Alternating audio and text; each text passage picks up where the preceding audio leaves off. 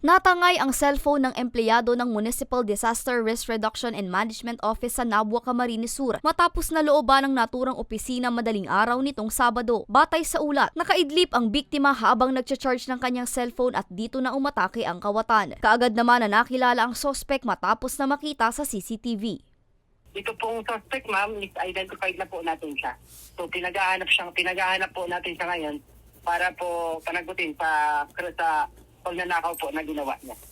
Samantala sa Barangay San Juan, Parehong Bayan, isang tindahan din ang nilooban mag-aalauna ng madaling araw noong Huwebes, Oktubre 2. Batay sa impormasyon, bubuksan na daw sana ang tindahan ng may-ari nito nang mapansin na wala na ang kandado ng pintuan at doon na nadiskubre na nawawala na ang ilang pakete ng sigarilyo, mga barya at ang pag-aari pang isang portable speaker. Ayon sa Nabua MPS, may mga person of interest na sila na sinisilip ding sospek sa panloloob sa MDRRMO Nabua.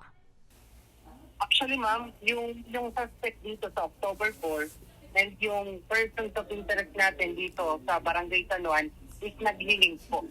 So, bale, nagkakaroon tayo ng malinaw na ebidensya, matibay na ebidensya para po mas mapabigat yung kaso dito po sa suspect na naggawa po ng pagnanakaw. Kasi ma'am, base dun sa CCTV footage dun na nakuha sa NBR and yung modus ng pagnanakaw dun sa San Juan is nagtutugma po.